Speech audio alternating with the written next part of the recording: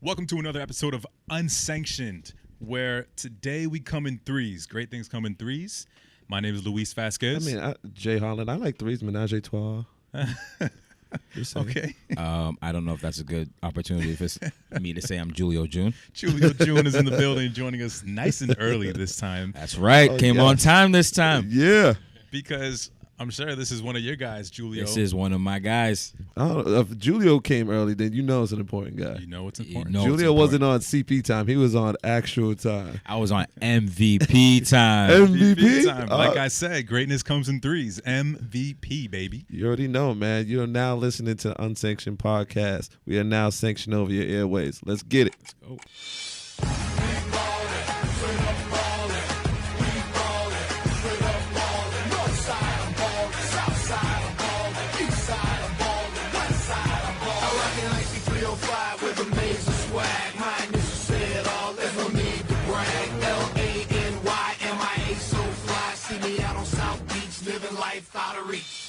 Are you guys rocking with that song?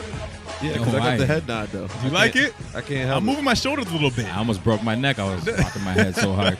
I let that play a little longer than our usual ones. I'm feeling it. Haven't heard that forever. This might have to be my ringtone. Could be a ringtone. That's ringtone material right there for MVP, our guest on this episode of the Unsanctioned Podcast. Oh, man. That's number 3. They allowed us to get this far. We live another day. We do. Only far. That's right. Wouldn't That's get right. far. And thank you to FightBoothPW.com for hosting, for being the official home of the Unsanctioned Podcast. Fight Booth. Yes, fight. You guys ready? Are you ready? Are you ready? So without further ado, like I said, in my opinion, one of the greatest WWE United States champions to ever grace a ring, MVP. Welcome, MVP. What's going on, man? Oh, man. It's like Noah's Ark or something, man. One of the greatest natural disasters in U.S. history. Yes, sir. Crazy. Yes, sir. We thank you for your time. Absolutely insane. How? What's going on? No worries, man. No worries. Yeah. We appreciate the time during, given where you are right now. If you could tell our listenership a little bit about that, what you're seeing, what your experiences have been so far. Let us live it through your eyes right now. Well, to be honest, I left just before the storm hit because there's no point in me being home by myself. I'm from Miami, so I've experienced hurricanes, and it sucks to be stuck in a house, no power, nothing going on. So, I knew to bounce. My son was with his mother, and they were in a safe place. So I said, all right, well, let me get out of here. And my cousin, he stayed back, he sent me pictures recently. It's crazy because I've lived in Houston for about a decade now. And several years back, they had some massive flooding. And where I live in an area called Northgate Forest, which is north Houston. And they said, man, this is once in 100-year flooding. This is massive. Then just a few years later, they again had massive flooding. And they said, hey, this is once in 500-year flooding. And now they're having the worst flood, some are saying at this point, in U.S. history. Yeah. So in less than a decade, you've had once-in-a-lifetime flooding 3 times. But don't worry, climate change, that's a hoax, made up by the Chinese. Oh, man. It's fake news. Shots fake fired. news. Oh, man. Well, MVP, I just wanted to chime in here. This is Jay. Wanted to chime in. We always see like a lot of relief funds in these instances, and sometimes, we do get a lot of people who scam. We just want to know through you, what are some of the organizations or foundations that people can donate to and how they can lend a hand and help? Right now, and it's unfortunate, I'm not prepared. I don't have a list of numbers or anything, but without question, let's just go straight to the American Red Cross, because I know they're out there on the front line with, supplies, volunteers, blankets, food, medicine. So my first recommendation would be to the Red Cross, but it's real easy just to go online and find some of the Houston-based organizations that are out there taking care of people, feeding people. And it's real cool because, I live in Texas. I'm a Miamian, but I live in Texas. And, during these political times, this is one of the most polarizing times that I've seen in this country in my life. But right now, when death is looming, people have a tendency to put things like that to the side and come together. So, there's no Republican, Democrat, there's no rich or poor. Like, everybody is helping everybody, and people are stepping up just being humans right now, and that's a beautiful thing. So I would encourage anyone listening to this. First, I would just say the Red Cross, because the Red Cross is a great organization, and no matter what, they're always helping people. But if you want to get a little deeper, just take the time to go and do a Google search for some of the local Houston area charitable foundations or organizations that are literally on the front lines, feeding people, clothing people, and trying to keep people warm. It's weird because where I live, my area is not a flood zone area. Like when they ran up the districts for flood zones, I'm not in a flood zone. Yet my house, fortunately, sits on a slightly higher piece of property. But my neighbors, they got water in their living room. My cousin sent me pictures of what it looked like, and I was in absolute awe because I have never, in the 10 years that I've lived in Houston, seen that much water. My street looks like a lake, and my neighbors who sit just behind me, I saw the photo. The water is up to their windows.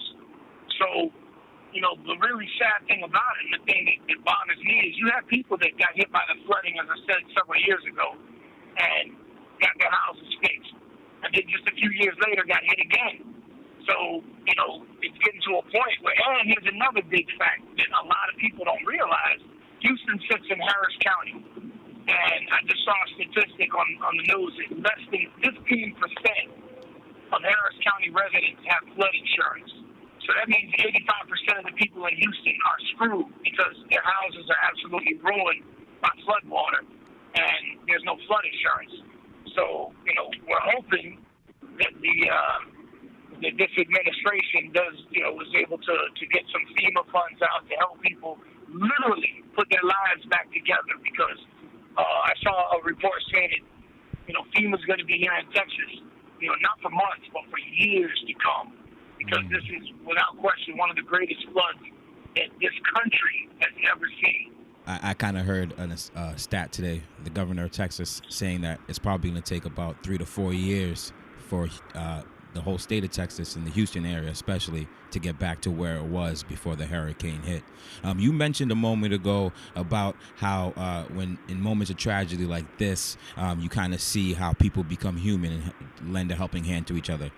Kind of talk about what you've seen or what you've heard from your family members or friends that are still down there about what they've seen about people on the front lines, kind of lending a helping hand to a neighbor. I've seen pictures of people on boats looking for people to rescue. I've seen people on boats handing out food, just doing anything they can to help their fellow man. Kind of talk about what you've seen. It's funny because my cousin, like I said, I'm heading back now. I'm in the car heading back as we speak. But my cousin was telling me he's down there, and he was telling me that this girl that he's been dating, her brother and some friends, they took their boat, and they're out in some of the harder hit areas, just floating around looking for people. And the sad part is that, there's just, Houston is the 4th largest city in the United States, and metropolitan Houston got hit.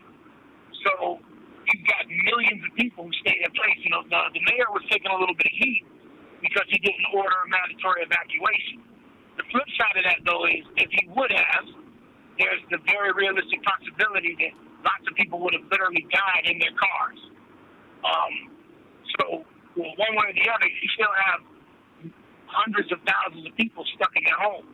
So it's really cool because you do have Houston natives that are out in boats, canoes, jet skis I saw. And they're just riding around looking for people who need help, trying to ferry people to safety. So that's one of the things that, I haven't seen that, but my cousin was telling me he knows somebody that actually did that. And once I get back to Houston and get situated, I've got nothing to do, so I'm going to find out where I can volunteer to help out in whatever capacity that I can, because, right now people are in need of some serious humanitarian aid. MVP, I have to ask you, this is Luis here. I've been following a little bit. You can't help but to follow the Joel Osteen story. I don't even know if I'm saying his name right. Yeah, the preacher, Joe Osteen. What has been your reaction to that? What are you hearing in the community about his hesitancy to open up his 17,000 seat church arena? Full disclosure, to be fair, I am not a fan of organized religion. Mm-hmm. So, the whole concept of a mega church, and I'm very, just to be fair, like, I used to be a person of faith. I'm familiar with the Quran. I'm familiar with the Bible. I have read them both cover to cover multiple times. Respect. So from what I understand of the Bible, the whole concept of a mega church kind of flies in the face of the teachings of Christ. Mm. And you're a multi-millionaire based on your church. I come back to what would Jesus do? Jesus, from the teachings of his book, would have had them doors open on day one, saying, "Hey, we're in high ground. We got food. We got money. Yes, sir. People come here, hunker down." They had a sign up on the church that said that the church was closed due to flooding. Yet some people posted photos of the church and the area around it. There was no flooding whatsoever, none. That's right. So now I saw some pictures circulating that apparently, and this is my opinion, that they came under so much public scrutiny and were being attacked that they decided, okay, for PR reasons, we got to do something. So the word is that they bought a whole bunch of air mattresses and that they are now setting the church up, preparing it to be a shelter, with the caveat that once the public shelters have hit capacity, then they'll open up. This is what I read. I read that also. Like I said, now here's something important. It's funny. Right now, as I'm riding on the highway, I'm seeing a whole bunch of police vehicles with boats in tow. I mean, a long line. It's pretty impressive. Wow. A long line of police pickup trucks with motorboats on the trailer on the back. So it looks like the cavalry's coming. More help. And right now there just can't be enough help. But going back to my original point regarding Joel Osteen and his mega church, they're saying now that, it's going to open up. But I want to say this because I'm an individual. I like to give, I'm not a Republican. I'm not a Democrat. I'm not a conservative. I'm not a liberal.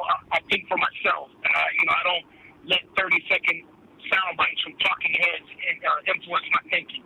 Nowadays, with social media, a lie gets around the world in a matter of seconds. And, you will see something and immediately retweet it or repost it without, checking the veracity of the statement or the photograph. So, you want to give people the benefit of the doubt. I am hoping sincerely that the pictures that I saw of the air mattresses and the mega church opening up for people, I'm hoping that's true, and I would like to think that the motivation for that isn't to avoid a PR disaster, but to actually be someone who truly follows the teachings of Christ. So, but my opinion, again, I'm vehemently anti-religion.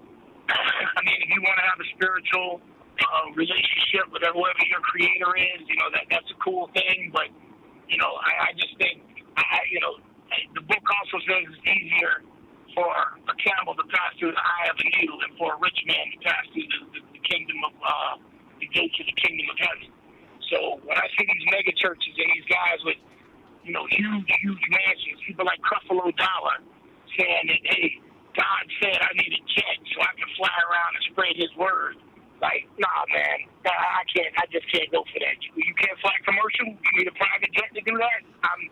Again, I come back to what would Jesus do? Preach. Jesus ran up in there with a whip, whipping the money cash. Get up out my house with that shit, Yeah. MVP. Now, MVP, I just want to just change the pace of this and try to get into some wrestling. I know it's tragic times, but I definitely don't want us to be melancholy. I'm I'm having a little trouble hearing you. You're coming across a little muffled. No problem. I said I definitely about to switch the pace of the interview. This wanted to touch base on some of your wrestling accolades, man. Tell us from the beginning, man. Tell me like how you got started in WWE and then progressed over to New Japan, where you became the first IWGP Intercontinental Champion, which a lot of people don't know that. Had the fact drop right there, but. If you don't mind just getting into our story real quick, that'll be great. That's one of these days I'm going to have to write a book. I keep saying I haven't done it yet. Eventually I will. When I was a kid, I grew up in Miami, and I used to run the streets, got involved with gangs and gunplay, and I was one of the original MIA Jack boys, and I ended up pulling off this Ocean's 11 type heist. Me and some cats robbed the casino on a cruise ship, and we got away. And one of the cats kind of turned state's evidence, made a deal for himself, and I ended up taking an 18.5-year bid, of which I served 9.5. And towards the end of my bid, I was at work release, and I met a correctional officer who was an independent wrestler. And he used to bring in videotapes of some of his indie matches and pay-per-views. And I slid up to him one day, and I was like, yo, my man, how do you guys do that without really killing each other? Like, show me behind the curtain, man. How do you do a neck breaker without really breaking a neck? And he was like, yo, I see you out there playing basketball. You're pretty athletic. You got some size. You're getting out of here soon. If you want to learn, I'll teach you. And, I was thinking to myself, man, I need a hobby, something to keep me out of trouble. I'm athletic, and I've always been a fan of wrestling, so what the hell? I'll give it a shot. So a few months after I got out, he hit me up and said, hey, you still want to train? I said, yeah. So I started training in his backyard, and he ended up having to take his ring down, and he introduced me to a guy named Soul Man Alex G, who took over training responsibilities at Duke the Dumpster Drozie's Wrestling School. Wow. And, banging on the trash cans. The dumpster. It's time to take out the trash. But Duke was never there. But here's the crazy thing about that. And this is why I believe that I was destined to become a pro wrestler. When I was in, like I said, I've been in trouble all my life, more or less. So when I was a teenager, I got in trouble and spent some time at U-Haul. And one of the staff at U-Haul was a professional wrestler named Rosier, who used to wrestle his Death Row. So for career day, he brought one of his buddies in, a guy who was wrestling for the Global Wrestling Federation, part of the Soul Patrol, a guy named Soul Man Alex G. So fast forward, I'm at work release, and this officer who's wrestled by the name of Primetime Daryl Davis, a dear friend of mine, I give him credit for saving my life. He's showing a tape of him and this guy Alex G. So I'm in prison, and I'm looking at a videotape of a guy that I saw when I was in U-Haul, and I'm like, hey, man, I remember that dude. So when Primetime had to take his ring down and he took me to Duke School, there was Soul Man Alex G, who was the head trainer. So here we go, full circle. Here's this guy who I was asking questions in U-Haul back in the day, like, hey, man, the same questions. How do you guys really do that, And he started training me. And shortly thereafter, I met Norman Smiley, who was also from Miami, and he was a mentor of mine. He was the one that introduced me to Japanese wrestling. And the first time I saw Japanese wrestling, it blew my mind. It's a whole other world. Most people, who had never seen Japanese wrestling were used to, your typical Hulk Hogan. Let me tell you something, brother. They had never seen somebody get powerbombed on their neck before. Right. Strong style. Suplex on the top of their head. Mm-hmm. And me having the typical imbalance that I got, when I saw that, I went, yo, that's what I want to do right there. I want to do that. And You want to bang. yeah, and that's one of the things I always loved about professional wrestling in Japan. They are still treated as a sport and less as spectacle. There's no 20-minute promo segments. It's not your typical soap opera for men. There, dudes are putting in work. And if you ain't tough, you ain't getting by. Ain't no Hulk Hogan, Well, and it's funny because if you see how Hulk Hogan wrestled in Japan, he had to work.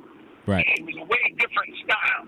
So having said that, you know, people find it amazing when they find out that, for me, wrestling for the WWE was a goal. Wrestling for New Japan was my dream. WrestleMania was a goal. Wrestle Kingdom was my dream. So most guys go to Japan, cut their teeth, get good, and then do well enough that they get picked up by an American company. Back in the day, WCW or WWF. I went the opposite route. I worked my ass off. I conceived and came up with the MVP character and pitched it to WWE. And saw and said, let's get that guy on TV. They're like, Vince, he's not signed yet. They're like, well, why the hell not? Get him signed. So when I was at WWE, I used to say all the time, before I retire, at least once in my career, I want to hear that sound. Which, if you're familiar with Japanese wrestling, you know what that is. So I had a year left on my deal, and I was very dissatisfied with the way they were using me at the time. And I asked for my release, and I told them I wanted to go wrestle in Japan. And Vince was real cool about it, because at the time they were trying to re-sign me to a 5-year deal, and I said, no way, I'm not doing that. I wasn't feeling fulfilled. So Vince granted my release and said, go wrestle in Japan for a year or two, and when you're ready, you can come back.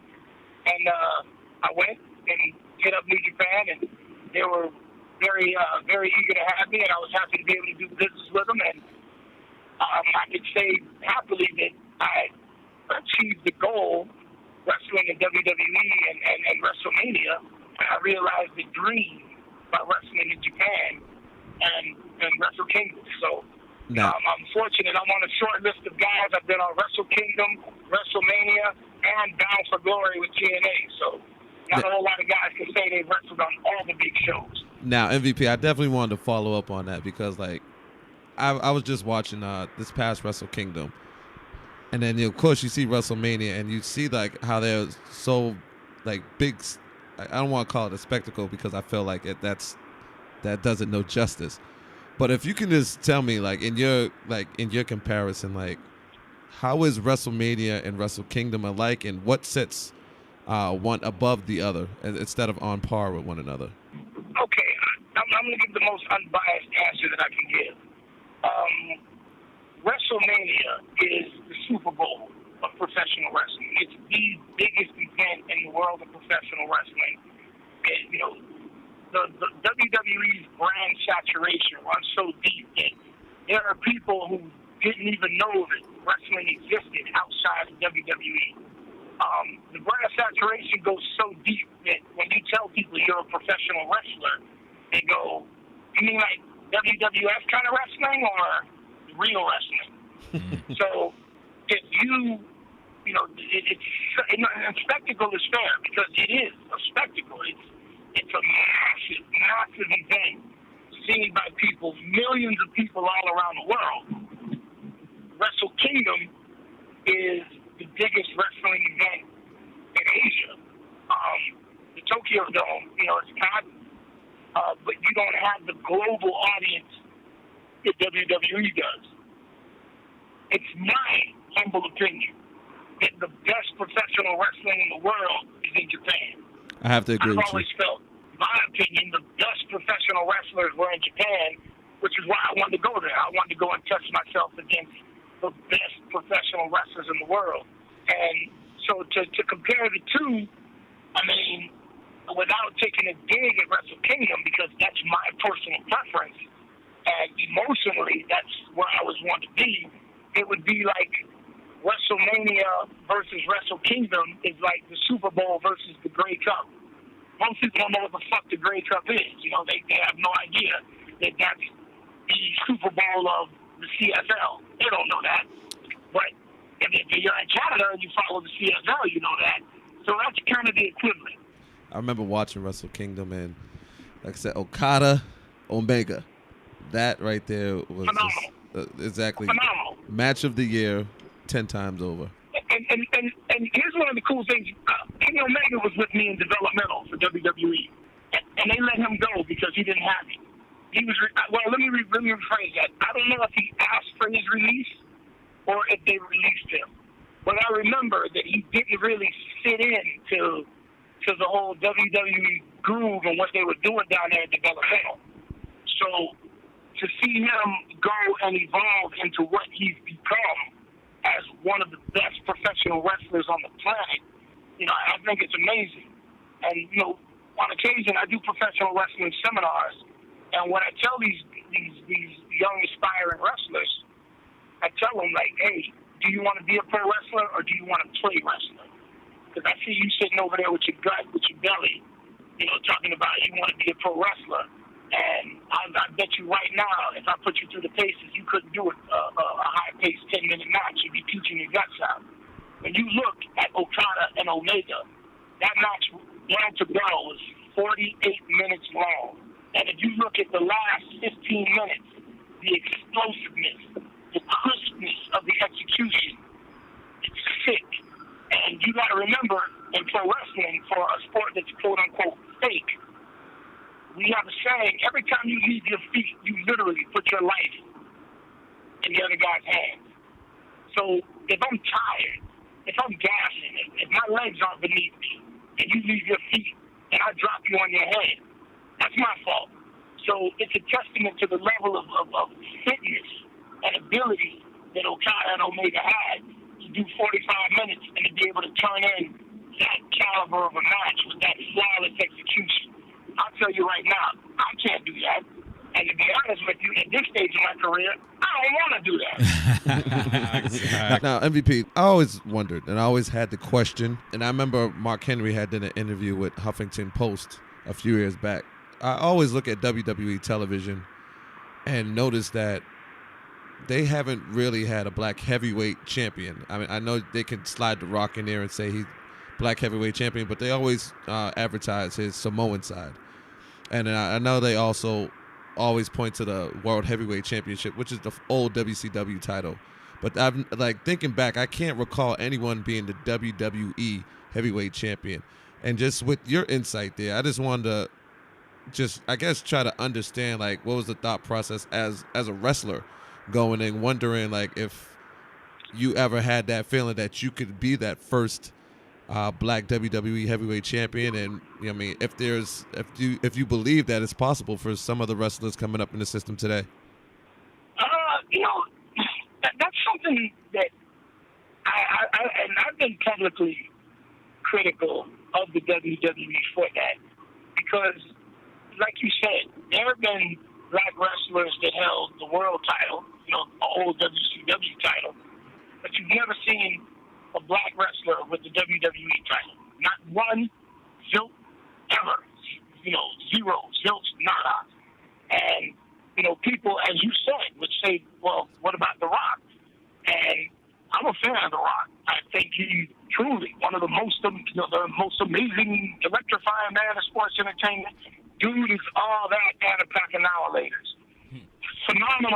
Phenomenal actor. He's good at everything. But, and he might get hot at me for saying this, but he ain't black. He's Samoan. And his father's black, from Nova Scotia, Halifax, Nova Scotia. So he ain't even black American if you want to get down to it. But having said that, it seems publicly that The Rock identifies more with his Samoan culture, or at least he's presented that way. He and I have never sat down and had this conversation, although one day I would like to. But I can't be a hypocrite because I'm biracial. My mother's white and my father's black, though like Rachel Dolezal, I identify as black. So, even if they were to put the title, the WWE title on me, it'd be a cop out, because while I come from the hood and I got the street cred and all that nonsense, I'm biracial, and my appearance is a light-skinned, non-threatening black male. And you've never seen the WWE title on a Booker T or a Mark Henry or someone who fits the bill as an African American. MVP. And that's something.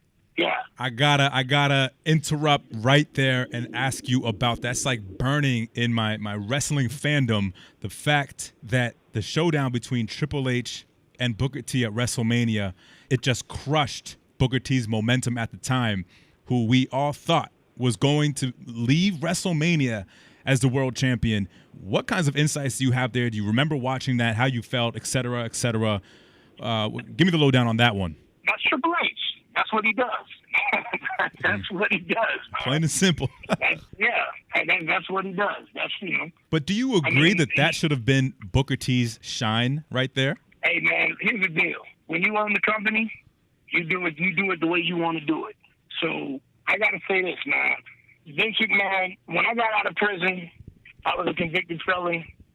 I couldn't get a minimum wage job because I was a convicted felon. Vince McMahon gave me an opportunity to make more money than both of my parents combined have made in their entire lifetimes and to become a global wrestling star. So while I may not necessarily agree with Vince McMahon's business decisions, I owe him a measure of gratitude for giving me an opportunity that society wouldn't give me. He took a chance on an ex-con. So if I don't like the way he does things, I leave, which is what I did. So to criticize, all I can say is, hey, man, that's just how they choose to do business. I don't know why. I can't say. It's one of those things where, hey, man, let's look at this, and I'm going to say this, and I'm just going to put it out there. If you look at Triple H in his career, he's never been the guy. He's always been the guy that worked with the guy. And just go back and think of his career. He's always been whoever was hot. Triple H worked with the guy that was hot. And go back and look at Triple H's career. Who has he made? Who did he make? Not Sting. Tell me who he made.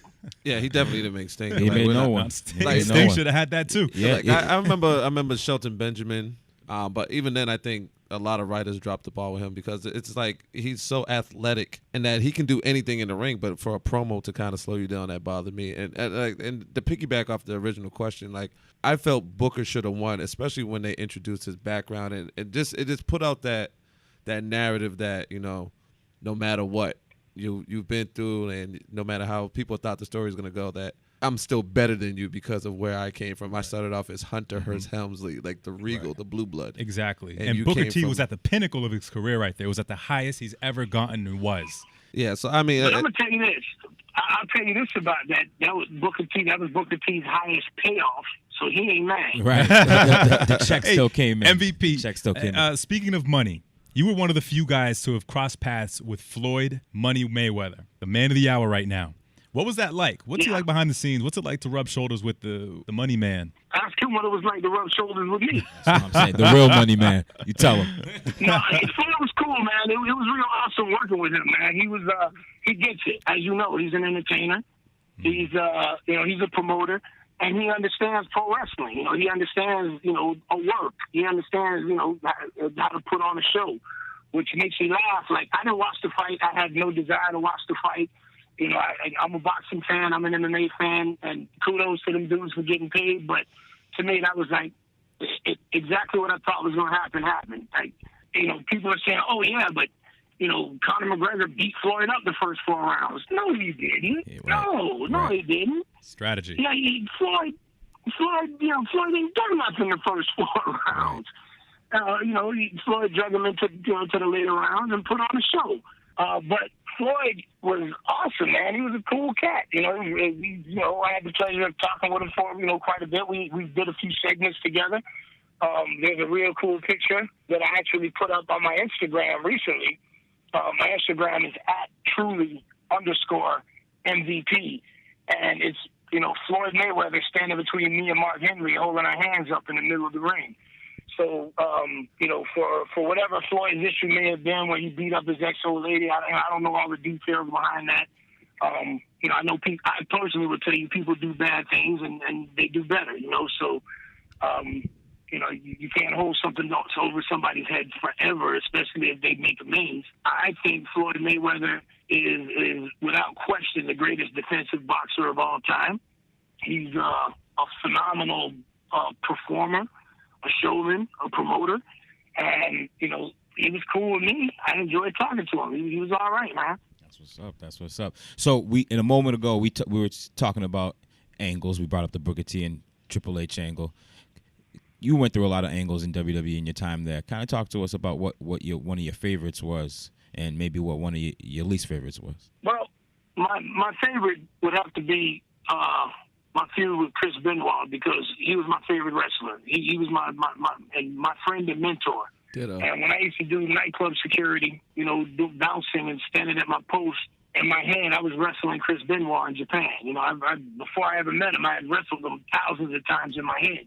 So when we became friends, I met him backstage when I was an extra, and asked him if I could pick his brain. And he was like, yeah, sure, let's go talk. And we started talking about Japanese wrestling, and he asked me, and this blew my mind, but he said, well, send me a DVD with some of your matches. Let me check it out, and I'll tell you what I think, which left me speechless, like the greatest in-ring technician ever and my favorite. So he gave me the address, and I sent him a DVD with some matches on it. And, he didn't just watch them, he studied it and took notes. And he called me up and gave me specific notes about the matches. And from then on, he would call me up out of the blue and, hey, how's it going? Did you have any matches this weekend? Tell me how to go. What happened? So when I got signed, he was happier than I was, because I told him about MVP. Hey, Chris, what do you think about this idea? And he said, man, it sounds like money. He was real supportive and encouraging. So when we got to the point that, I was actually wrestling my mentor, the guy I used to daydream about wrestling, and he was standing across from me in a WrestleMania ring.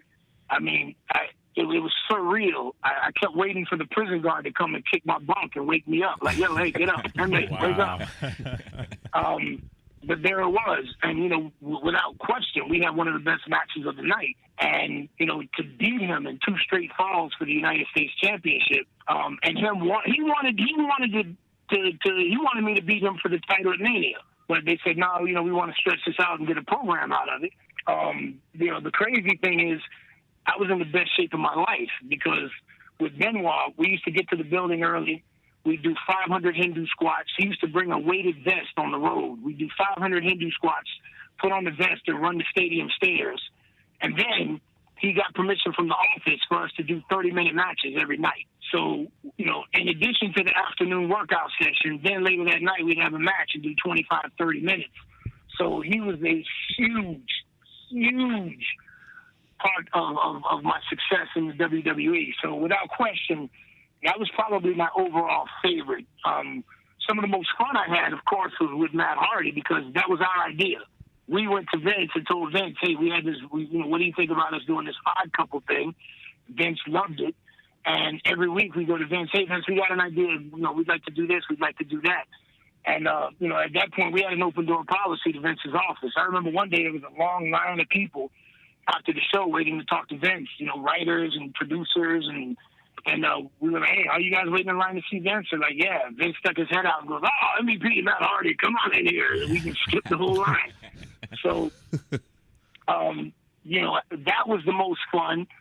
I'd say the worst was when I was in the doghouse being punished, and I had to work with the Great Khali for a few months. Oh, man. Great Khali's a funny guy. He speaks English way better than he lets on.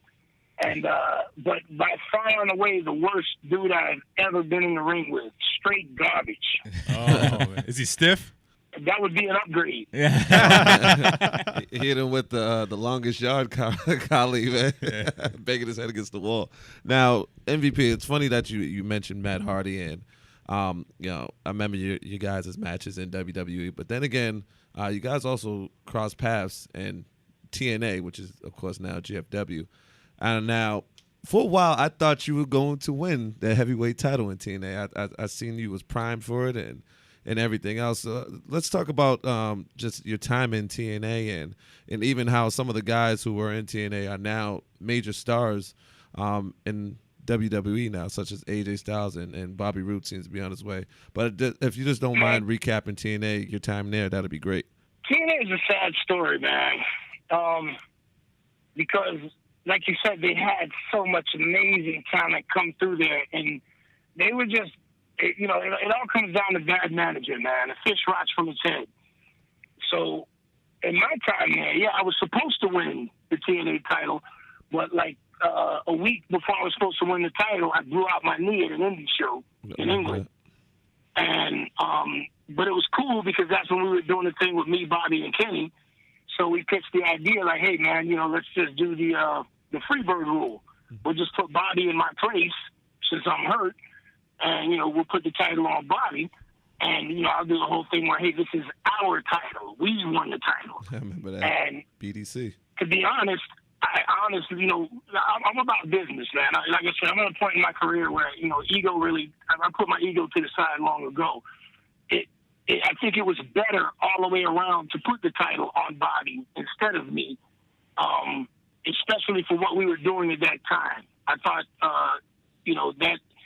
that knee injury where someone would go, oh, man, don't you feel bad that you didn't get the title?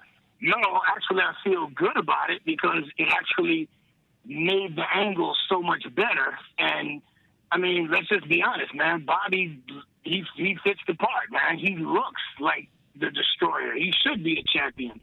So during that time there, it was fun because, and a huge compliment to me was when people were saying, like, we were the black Heyman and Lesnar, which that's a compliment to me. I'm cool with that. I'm a Paul Heyman guy. So, and then, my departure from TNA was very unfortunate. And like I said, I don't really like to put personal business out there, things happen behind the scenes. But I was fired from TNA because an executive made a bad decision and screwed up badly. I mean, rather than, take it on the chin, I was a sacrificial lamb, and I was fired for something that I had nothing to do with. So I didn't want to leave TNA. I was having a blast. We were, the Beatdown Clan was going. It was cool. It was fun. It was hot. And, somebody screwed up. And, one of the things about pro wrestling is, politics happen. And, unless you're, quote unquote, untouchable, when politics happen, you just, it's kind of like a tsunami you get caught up in, and there's really nothing you can do. The departure of Samoa Joe, the departure of AJ Styles, that was all due to one specific person. You can trace that to. And there were just some very, very bad management decisions made. I know now Jeff Jarrett is back in control, and previously TNA was at its most successful under his reign. So for the sake of the business, the industry, we need another successful company. WWE is never gonna have competition. Nobody is gonna be able to compete with WWE unless some internet billionaire or Russian oil billionaire says, hey, I feel like losing a few $100 million in the wrestling business. No one's going to be able to compete with WWE. But you can have some solid alternatives. And for the sake of the fans, it's good for the fans when there's other things going on in the business. And I'm hoping, for the sake of the boys, for the sake of the industry, that Jeff Jarrett is able to right the ship at TNA, or not, I guess they call it GFW, and get it back to where it's operating in the black, and where it's on a network that's accessible, where they're making money, where other young pro wrestlers can have a platform to be seen and do well, and where fans can see some good quality wrestling. I know you mentioned that no one can challenge WWE unless Ted Turner gets back into the wrestling business. But I wanted to know about what you think about New Japan actually having their first U.S. show, and if you potentially see them, if they continue their U.S. shows, as competition for WWE over time. Oh, the good chuckle. I will say again, no one can compete with the machine that is WWE. Right. You talking about like RC Cola trying to compete with Coke? It just, well, Coca-Cola used to put Coke in their product to get people addicted. You got to figure.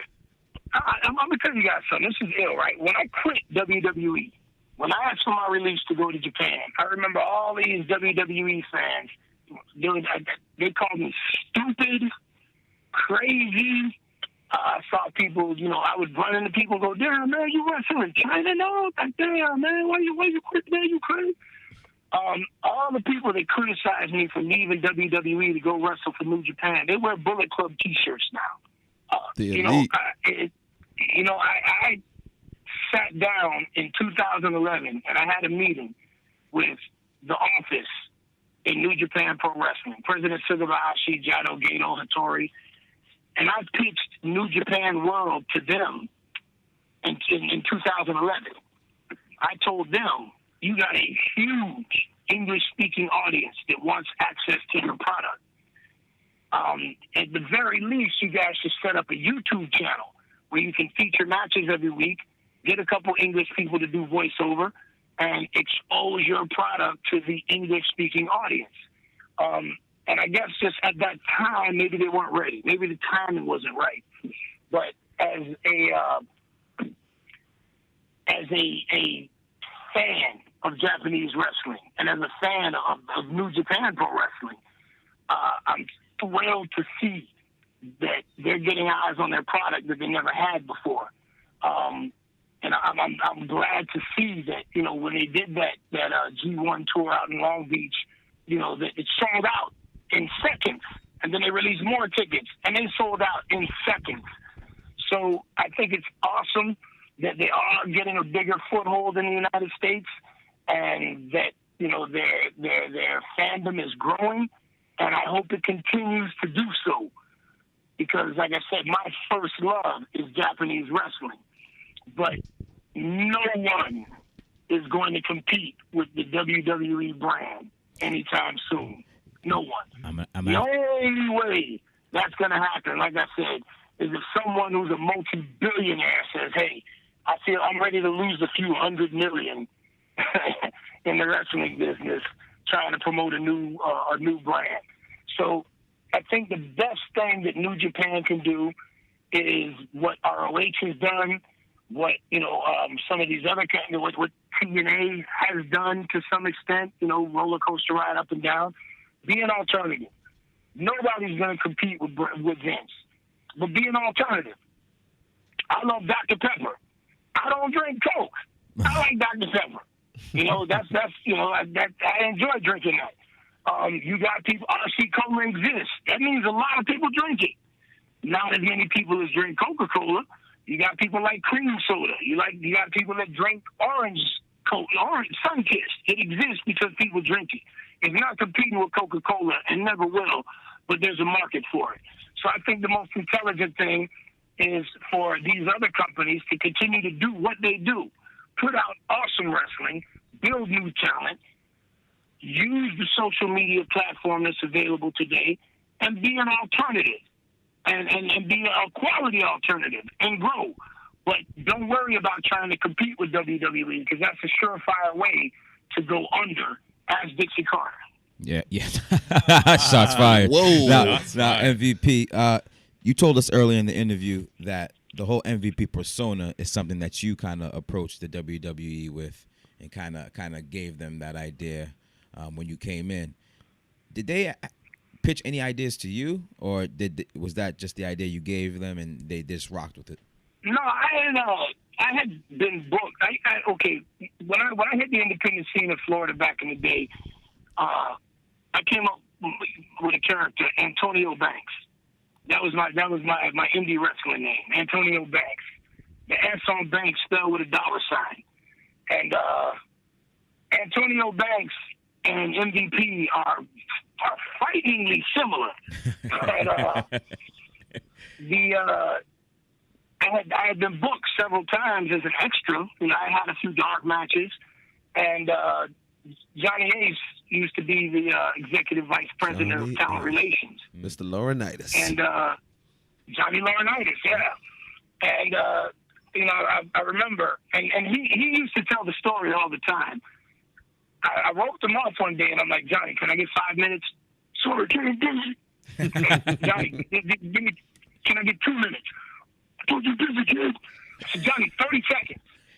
Sorry, you got 30 seconds. I said, tell me what the fuck I got to do to get hired. What do you need from me to get hired? And I remember he paused and gave me that sideways look, like, kid, I know you ain't talking to me like that. But he saw something like, okay, shit, this kid, you know, he's serious. And he said, all right, kid, we like you, but we don't have anything for you. We're going back to more character-based types. You come up with something we don't already have and get back with me.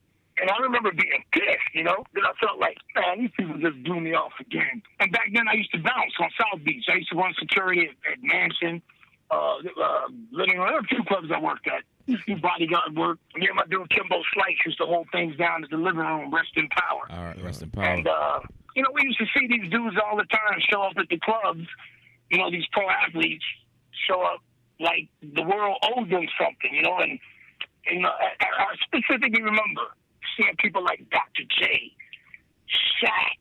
I remember one day standing outside the living room talking to Barry Sanders for like 15 to 20 minutes. Like he didn't even want to be in the club. He's outside just shooting shit with me. And, you know, these are like legends in the game for real. So humble and down to earth and not full of themselves. And then you see these guys who are like first-round draft pick busts or guys that ain't never accomplished anything, showing up with the entourage, acting like the world owed them something. I'm like, yeah, look at this jackass. And one day the light bulb came on. I'm like, wait a minute. This hasn't been done in wrestling yet. Every week you can turn on ESPN and there's some pro athlete saying or doing something stupid. So there's never a shortage of material. So I came up with this idea, you know, to take today's overpaid, pompous, self-absorbed pro athlete and put him in pro wrestling. So I bounced the idea off a few people that I respected, Chris Benoit being one of them, and everybody said, yo, that sounds like money.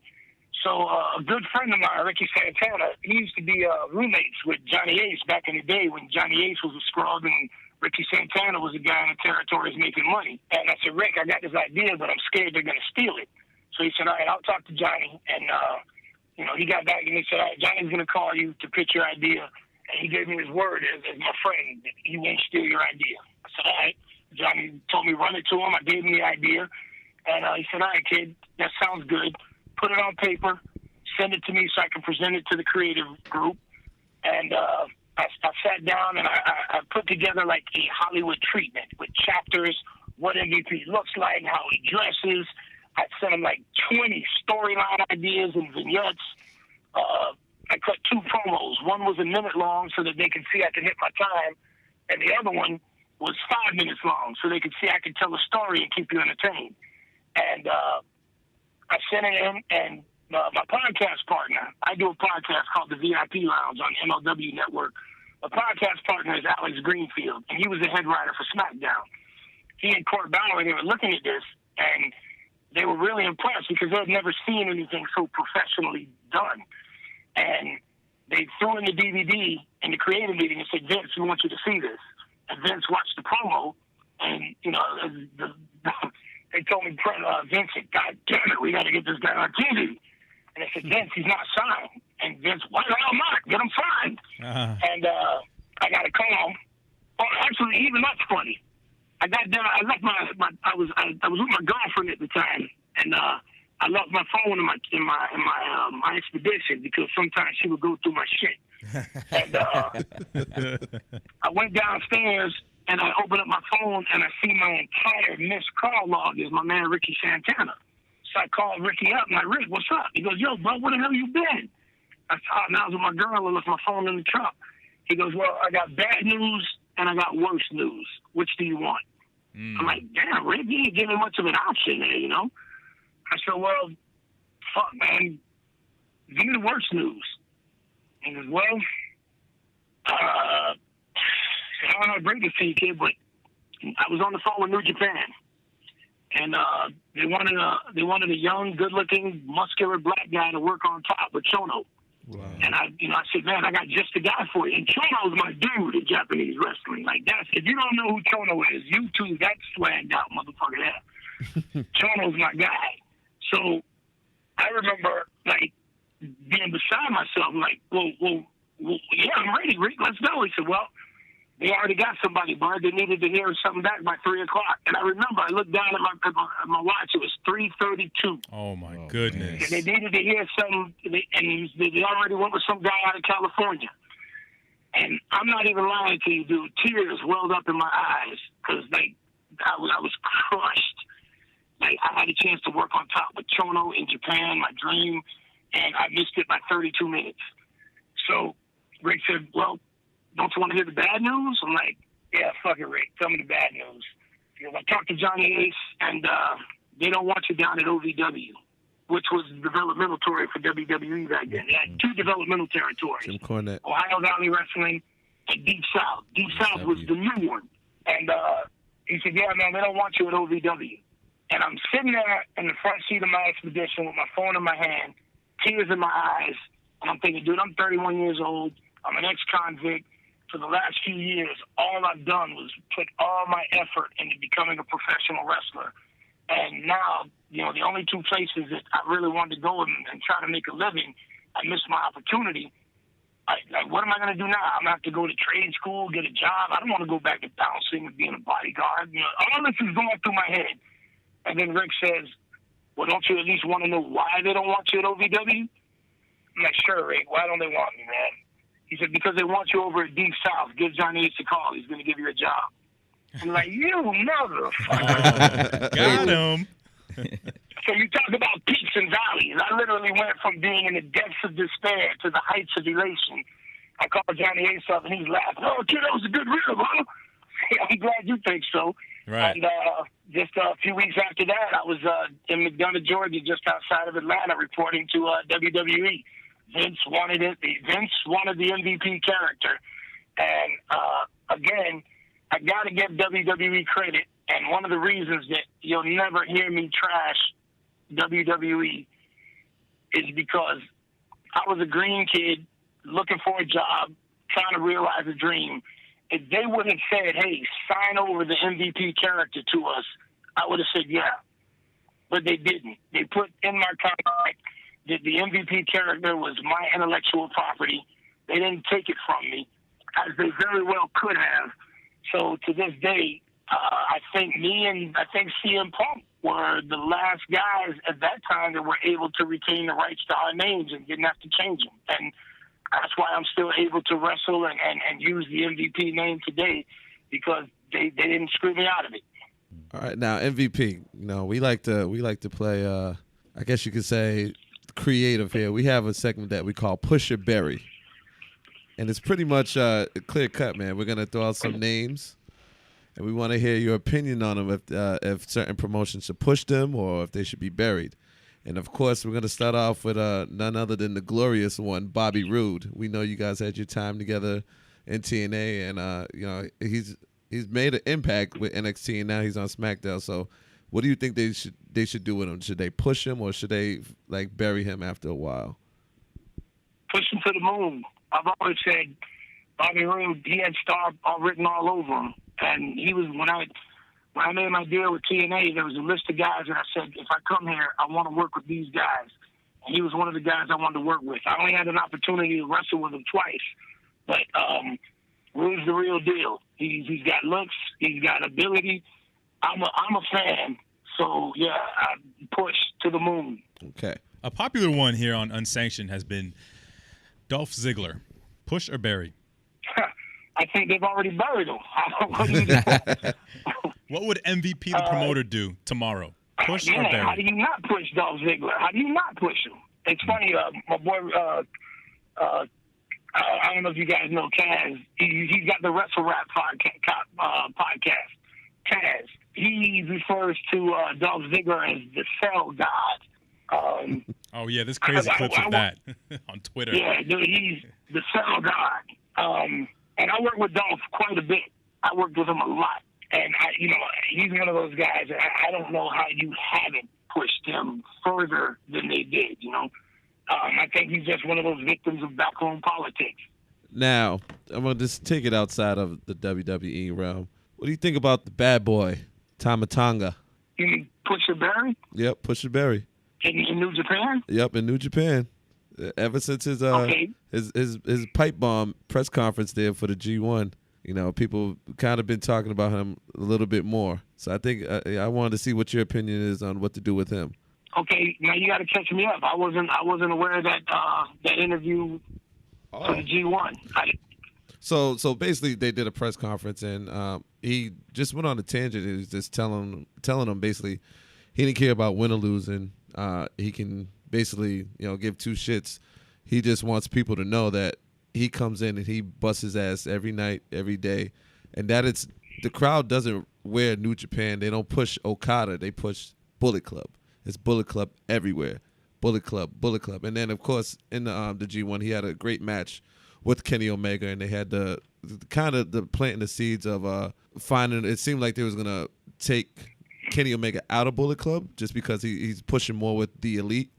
So it's more of just showing off just his display. He's a great in-ring performer, and I thought I would definitely want to see how you thought he should be pushed or buried. Okay, I wasn't aware of that, but I can tell you this. I remember when I was there, and Tama was still a young green guy, and he was wrestling barefoot, wearing the Superfly snooker trunks, and like his pops. Yeah. He was, he was doing the whole Island Boy gimmick, and when I saw him reinvent himself, with the Bullet Club, and when they brought in his brother and they were doing the God gimmick, I was really impressed by that.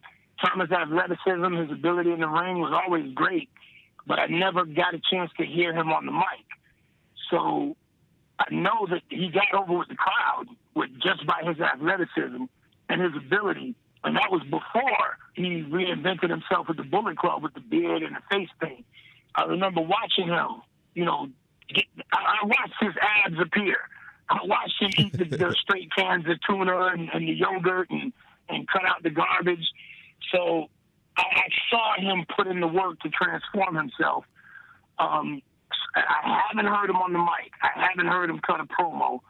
So I'd have to say, based on what I saw on his work ethic and how the crowd responded to him, even before he got cool, why not give him a chance? Give him a chance to succeed or fail. So I would say, yeah, go ahead and give him a push to see what happens. Either he'll either be able to carry it or he won't. And if he can't, all right, then you go ahead and you put him back to whatever status. But I think he's got a huge upside that hasn't yet been realized. All right, let's commercialize a little bit for the next one. Roman Reigns. Push it, Barry. Well, that's a curious one, only because he's got all the tools. He's a super good looking guy. He's got the athleticism. He's got all those, the tools that they like. So, and they've already decided to push him. So at this point, what do you do? Do you push him? They got a lot of money tied up in him. They've already invested a lot in him, and they see him as that dude. So at this point, it's just bad business to bury him. Do you see him as that dude? I got to be honest. I don't watch the program enough to say. I've only seen a couple of his matches back when they were doing the Shield thing. He definitely looked like somebody that might be a standout guy. Mm-hmm. But I don't know enough about him because I don't watch Monday Night Raw. So I couldn't tell you. So I honestly couldn't tell you. But I'll tell you what, it doesn't hurt to be The Rock's cousin, right? That's true. It's working for Nia Jax, too. It hurt him in Philadelphia when they both got booed. That's true. That is also true. So here's one that might be close to the heart, because I know you spent a little bit of time with him in New Japan, and now he's recently came back to the WWE. Shelton Benjamin, what do you think they should do with him? Push it, Barry. Oh, come on, man! That's my brother from another mother, man. He was in New Japan because of me. I'm the one that brought him in. Oh, really? Yeah. When originally I was my Wrestle Kingdom. Originally, I was supposed to tag up with Chono, which was for me a dream come true. Hold on, wait! I get to wrestle Benoit at Mania and tag with Chono at Wrestle Kingdom. I'm gonna retire after this. And then they hit me up and said, hey, unfortunately, Chono can't do Wrestle Kingdom, so do you have an idea for another partner? I called Jericho because Jericho had the history in Japan, and Jericho had just re-signed with WWE, but he couldn't tell me. He said, bro, I'd love to, but I can't. And I'm like, okay, no problem. I called Big Dave Batista. That, he's my brother from another mother. We're real tight. And Dave was like, dude, I'd love to, but I got to go shoot this movie. So I'm like, all right. So I hit Shelton up. I'm like, you ever have a desire to wrestle in Japan? And he's like, well, I've wrestled in Japan for WWE, but, I never wrestled for a Japanese company. I said, well, they're asking me to pick a tag team partner. You want to do this? And he's like, yeah, okay, sure, I'll do it. Shelton wasn't really up on Japanese wrestling. He didn't really know about it. He wasn't really a fan of it. He was just kind of following my lead. And when I called New Japan and I said, hey, you guys cool with Shelton Benjamin? They were absolutely, we'll take him. We had to kind of straighten the office, though, because at one point they decided to dub us the world's greatest tag team. And we're like, wait, that's not going to fly. That A, that's already been done. And B, we already got a name for ourselves. And they were like, oh, okay, MVP-san, please tell your tag team name. Yeah, we're Black Dynamite. And Black Dynamite. Okay, we go Black Dynamite. So Black Dynamite. We were big fans of the cartoon and the movie Black Dynamite. So we said, all right, man, we're Black Dynamite. Which one was Cream Corn? Got into New Japan. Who was Cream Corn out of the group? I just got to know. Nah, man, we wasn't even having that. And I got to tell you, I got a little beef with Michael John White for how he did Jim Kelly in that one episode. I wasn't digging that, man. Well, MVP, hey, we want to be mindful of your time, again, especially knowing where you're calling us from. Thank you for joining Unsanctioned. Man, I know my co-host here, Jay, could go on forever. He's got a plethora of things he wants to talk to you about. Maybe sometime we'll have you on again. Yeah, well, I got to say, man, I was very grateful for a favor that was done for me. Appreciate it. Although things didn't go so well that night, I know he was pretty happy about it. I wasn't. Hey, I'm just going to say it's all business, man. It's all business. There you go. Where the checks come from. I get my tickets, I'm sitting there and I'm looking around, and all of a sudden I realize, like, every time the Sox do something good, everyone around me's cheering. And I realize, man, I'm in the Sox section. Oh, wow, man. Well, we had to put you in the best section, man. I think you had front row. Okay, what? You had the front row for the Devils homer. We're not even going to talk about it, man. Too soon. Let's just say I got to Yankee Stadium overjoyed, and I left very, very disappointed. So. You know what? That's the way we like to send him to Yankee Stadium. That's the way we like to see him leave. So yeah, Yes, sir. MVP, just a quick little. I greatly appreciate you looking out, man. That was really cool. I thank you.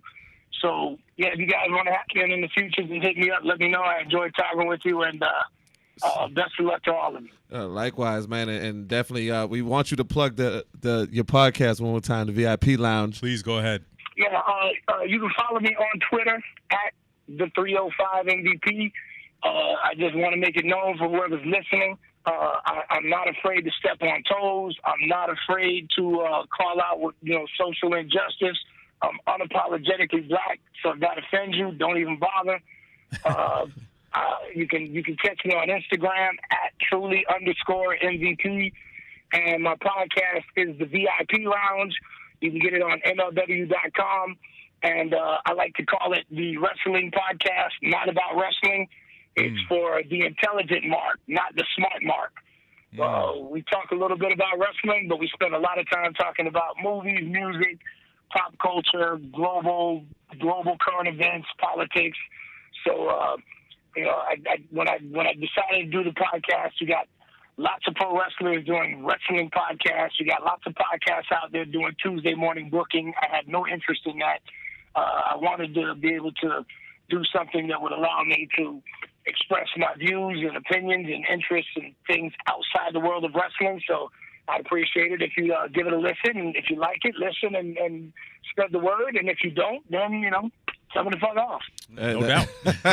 You're the man, MVP. Yeah, like Thank I you. said, we definitely support it. We definitely appreciate your time, man. And like I said, look forward to just having you back, whenever possible. And good luck down in Houston. Definitely, man. Yeah, definitely. Stay safe. Keep Thank you, helping man. I'll people. do Keep my saving best. people. And one more time, man, for anybody that's listening, again, please take a moment to dig in your pocket. If you can, hey, for the price of a cup of coffee at Starbucks, you can buy some Pampers for a kid. You can buy a few cans of soup. Donate to the Red Cross. They do really good work. And if you really feel like going a little further, just go online and Google some of the organizations that are doing good work in Houston trying to help. At this point, they say that it hasn't even hit its worst yet, and it's the worst flooding that the country has ever seen. There's a few more days of rain. It's going to get worse before it gets better. So the people in Houston, Texas need your help. I'd appreciate it if you could give. So on that note, thank you. Absolutely. Thank Thanks, you. MVP. Well, there we go, fellas. MVP. That didn't disappoint. Not at all. Not at all. Honestly, man, like, I lost track of time in it. He just made us feel so comfortable, and it was just easy conversation and very great and insightful on information. He didn't pull no punches. He spoke what he felt, and that's what you candidly. want. He speaks honestly. He's He not gave going to sugarcoat anything, which is what I 100% respect. pure MVP, genuine to the core. Kept it real, as we like to say. The thing I came away with the most is his relationship with Chris Benoit. I wasn't really aware of how tight these two were. And maybe now that I know that, I'll look back at a few of the matches, the WrestleMania match, for example, and maybe, you can see a lot of that chemistry there and have a more genuine understanding of where that's coming from. Kind of like teacher to student type relationship. When you hear a lot of people talk about Chris Benoit, we all know the unfortunate incident that happened with him. But when you hear a lot of wrestlers talk about Chris Benoit, one thing they always bring up is he's one of the people that they could always bounce ideas off of, and he was always one of the ones that was willing to give them an opinion. So I kind of wasn't surprised to hear MVP say that. I was surprised to hear it come from him as MVP. You just don't picture MVP and Chris Benoit really running in the same circle. So I thought that was pretty cool to hear. Yeah, that's exactly how I felt. You hit it. Yeah, you hit it exactly spot on. Yeah, you would never guess that these two would have some tight relationship. No, but I mean, That you want to butted guess it it, but I think it makes a lot of sense too, man. Mhm. Just seeing how refined, the MVP character is. It was, and then just seeing it how just moving forward in his matches. You get what I'm saying? Very clean, very crisp. Much like MVP is Benoit. not known so much for a technical sense, but he can be depending on the opponent. You get what I'm saying? So I kind of see where the rub came from now that he mentioned they were very close. But the one thing I pulled away from is just, how his love for the Japanese wrestling, man. He's huge into it. Yeah, he's like, a fan. Which, yeah. Yeah, I mean, He's a he fan. mentioned Chono, man. A lot of people probably like, who's Masahiro. Chono? Like, yeah, a lot of people don't remember Masahiro Chono in the NWO, man. NWO. Yeah, he was. Original NWO Wore international the members. shirt and everything. Yeah. Exactly. Wore the shades with the long leather jacket. He was on WCW versus the World, man. Throwback. Oh man, but let's bring it in, man. Like, wow, a lot's been going on in the realm of wrestling. Specifically WWE. SummerSlam was major. I think The main Fatal event 4-Way delivered. The Fatal 4-Way was Crazy. I think it was disappointing from the standpoint that Brock retained, but after seeing the events on Raw and see where it's going for No Mercy, I'm kind of intrigued, man. I'm kind of intrigued to see how Suplex City goes down with the monster among men. I mean, to be honest, they're telling a story, obviously. That's A. But B, lately, Brock Lesnar has been looking a little vulnerable in the last few feuds. Samoa Joe almost got it done. Yep. His stuff against with Braun Strowman. Look at how Brock has been manhandled. Yep. And Goldberg. The stuff with Goldberg, manhandled again. And so the portrayal of all this lately could be leading to some kind of passing of the torch. No, I don't think it's passing of the torch. I think when you look at the Goldberg angles, like people were looking like Goldberg's 50, so you needed that wow factor. When you look at Samoa Joe, like a lot of people a lot of people called that a dream match, and I mean WWE booked it in a way that keeps Joe looking strong and makes people gravitate towards Lesnar a lot more because they're just so used to seeing him. Like with Super Cena, he dominated Super Cena. Roman Reigns, he dominated Reigns. You know what I mean? So it's a way to kind of make people intrigued and keep people at bay like, wow, anything's possible. And these new crop of wrestlers that are in now can get the job done. And when you look at Braun Strowman, if you have to make him like dominate Brock, like there's no way possible that you cannot. Like that is the most logical thing. And I'm on the record thinking he needs to win at No Mercy. I think everyone thought he was going to win at SummerSlam. Yeah, I kind of think the fact that Brock Lesnar won at SummerSlam was just Vince McMahon pulling his old swerve on everybody else, being like, you think it's going to go this way? True. Well, ha, ha, ha, last minute. True. So that's what I think really happened with that. With Brock Lesnar and the way he's being portrayed right now, you got to remember, when he first came back to the WWE, they had him as super, super, super Brock. What he suplexed John Cena 16 times in that match? Yeah. That one match they had in that SummerSlam a few years ago. So I think they're just coming down off of super, super Brock and him just being another regular. Not regular, but one of the top faces, but not somebody who is unbeatable. Okay, I want to talk a little bit about Sasha Banks. All right. I'm not really thrilled with how all this is going down. Look, man, all right. 4-time Raw Women's Champion, right? And lost it on her first event. Can't retain at the next defense. It Each just time, like, what's going on? Are we stat padding? I think we're stat padding. I think we're doing, if you remember a few years ago, Edge is what, 11, 12-time tag team champion? And I'm like, when did he... Heavyweight champ too, man. I'm like, when did he have all these title matches that I just missed? It's because, pay-per-view, week by week, they were going title changes, playing hot potato with the title. And I think that's kind of what they're doing with Sasha Banks. Here's my thing, man. And I'm going to go a little Jack Nicholson here for a second. Here's my thing. WWE is hurting the women's division on Raw by doing this. Like, it's very obvious. The fans are super behind Sasha Banks. When they tried to push Bayley, fans were super behind Sasha Banks. Even when Charlotte was there, fans were super behind Sasha. Now, Alexa, don't get me wrong, fans love her as well. But you have to have Sasha as your champ for an extended period of time because you're watering down the meaning of that title. And until you can develop a credible villain, I guess you can say, to go against Sasha, and as much as we love Alexa, she's not quite there because fans actually love her too. Like someone like Nia Jax had Sasha not beat her twice already, is a credible villain. Maybe if you brought over Natalya before she won the Women's SmackDown Championship, that's credible.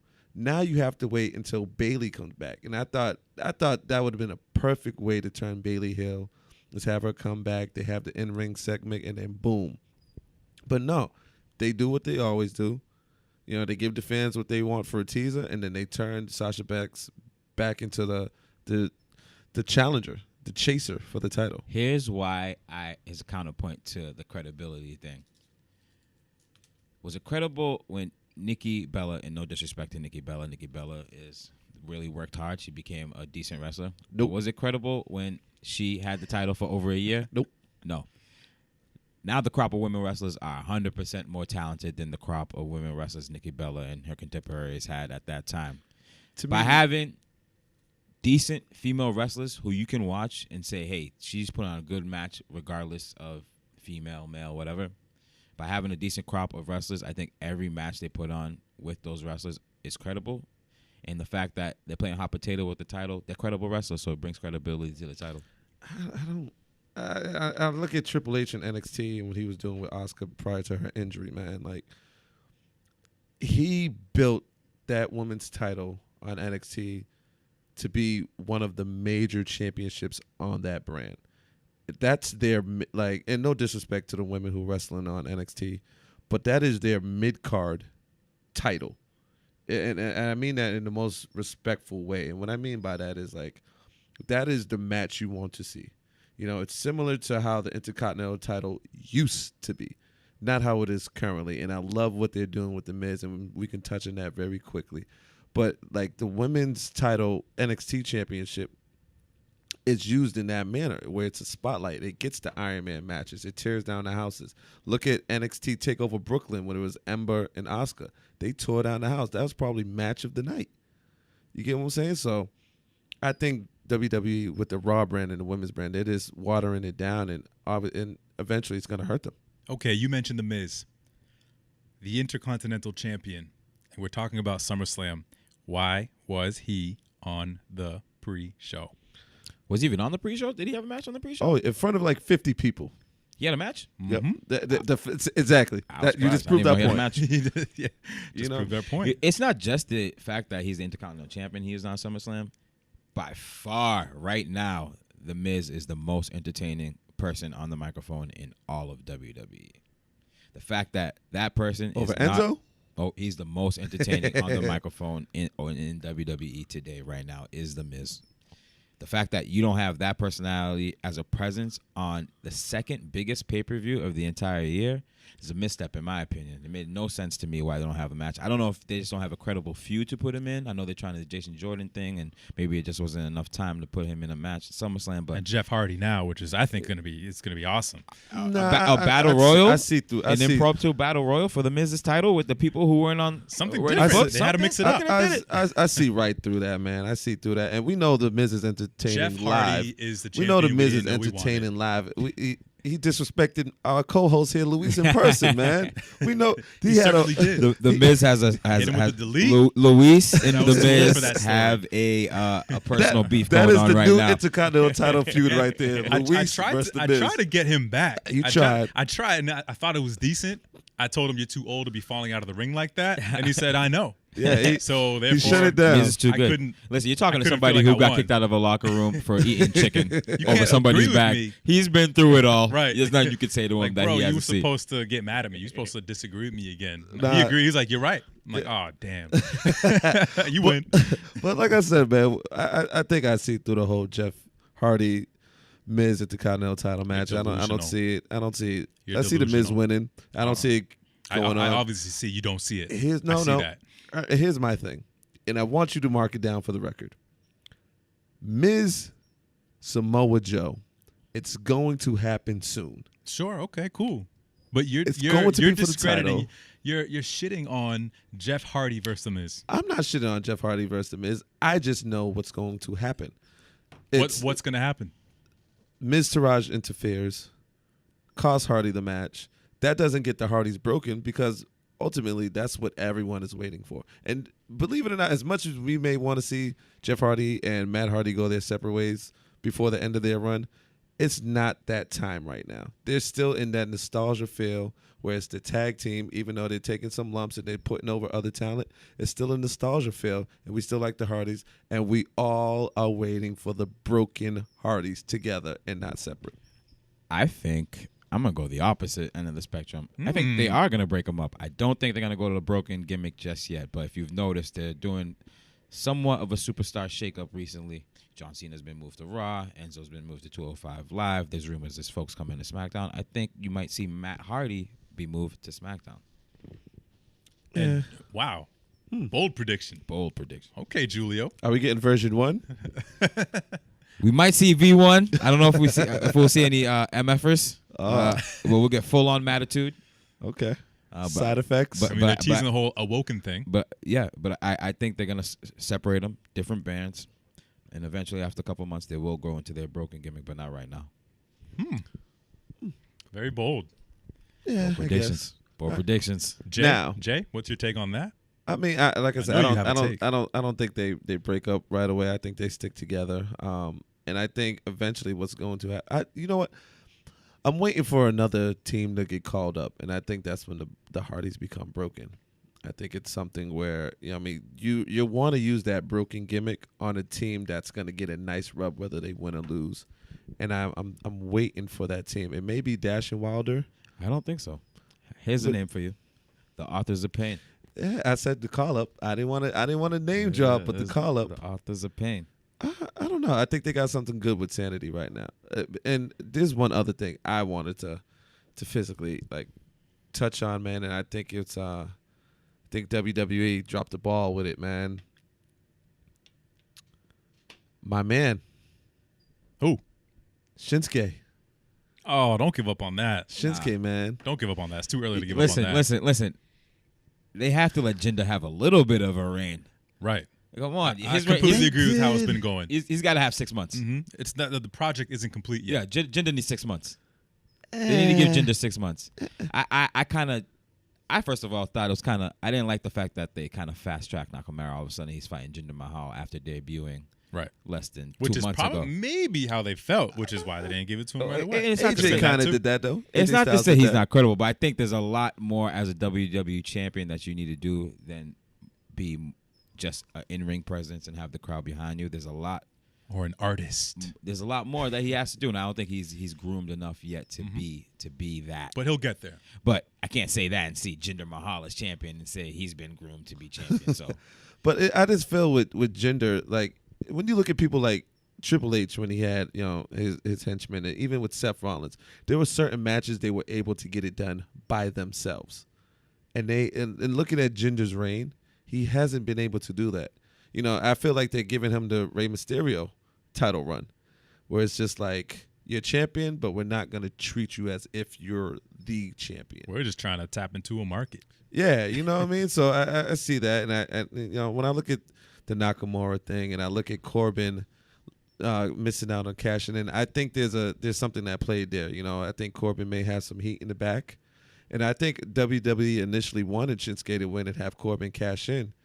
But with him having heat, they kind of pulled the plug.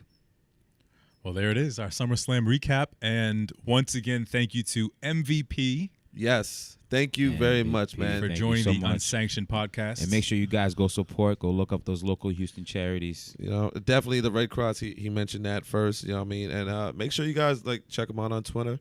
You know what I mean? MVP 305. Check out his podcast as well, the VIP Lounge. And I think our podcast has a new email. Oh man, hold on.